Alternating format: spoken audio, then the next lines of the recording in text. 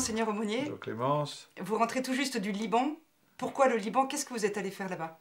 Vous savez peut-être que depuis plus de 30 ans, la paroisse Jeanne d'Arc, par le biais d'une association, aide et organise des jumelages entre des familles libanaises et des familles chrétiennes au sud Liban, en particulier donc à Tyr et à Sidon. Et il m'a semblé qu'au moment que nous vivons ces jours-ci, avec les tensions qu'il y a au Moyen-Orient, ça valait la peine que je réponde à l'invitation de l'évêque de Tyr, l'évêque maronite de Tyr, même si c'était juste pour 4 jours. Je ne prétends pas avoir visité la totalité du Liban, ni avoir une vue sur la totalité de la situation, mais en tout cas, ça vaut vraiment la peine de voir sur place ce qui se passe et les tensions dans lesquelles les chrétiens vivent et le courage qu'ils ont en restant sur place et en cherchant à vivre la charité avec les réfugiés, en cherchant à vivre la communion fraternelle avec les chrétiens d'autres confessions et puis aussi avec les musulmans qui les entourent, puisque au sud Liban, vous savez peut-être que les chrétiens vivent au milieu des musulmans, alors en particulier ce sont les chiites avec le Hezbollah qui est présent. Donc je pense que ça valait la peine, en tout cas pour moi ça a été très important de recevoir ce témoignage de foi de la part des chrétiens de Tyr. Vous avez pu constater sur place des jumelages avec des écoles de l'enseignement privé, des Yvelines notamment. Et donc vous avez pu voir combien notre soutien est encore vraiment important pour eux. Le soutien, il est bien sûr matériel, mais il est aussi moral et spirituel. C'est tout autre chose de vivre une situation de façon isolée du monde, isolée du reste des chrétiens, et puis de le vivre vraiment en communication régulière. Et là, je pense que les chrétiens de Tyr savent que ben voilà, nous prions pour eux, et c'est ça qu'ils nous demandent aussi.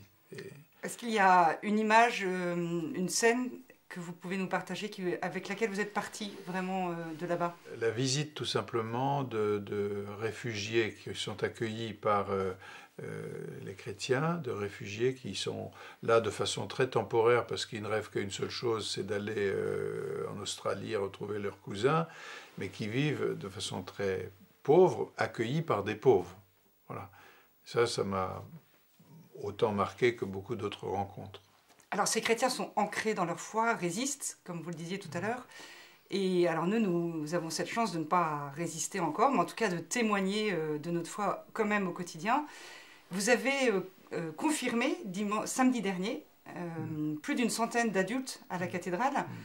Quel message pour vous cela amène à transmettre au monde? C'est comme une sorte de preuve très vivante, très actuelle de l'action de Dieu dans les cœurs. Quand on a la chance, comme je l'ai, comme tout évêque, de lire les lettres des confirmés, où ils expliquent pourquoi ils demandent la confirmation, on a quand même le témoignage assez bouleversant d'existence renouvelée,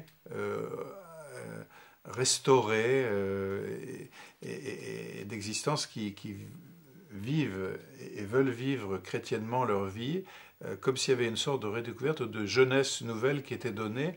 Il y a là quelque chose de très beau, et de voir aussi combien l'aide de témoins, d'autres chrétiens, a été précieuse, indispensable sur le chemin de ces confirmés. C'est un stimulant pour nous tous, et je pense que c'est un beau signe de l'action de l'Esprit Saint, puisque nous sommes dans la Pentecôte, le temps de Pentecôte, enfin nous étions dans le temps de Pentecôte jusque-là, mais vous savez que le temps ordinaire de l'Église, qu'on appelle le temps liturgique ordinaire, c'est le temps après la Pentecôte. Alors justement, cette Pentecôte, c'est la fête de l'Esprit Saint qui nous donne aussi de l'audace. Et vous vouliez évoquer le nouveau parcours qui est proposé par l'École pour servir l'évangélisation, qui s'appelle « Osons la mission » des Actes des Apôtres aujourd'hui.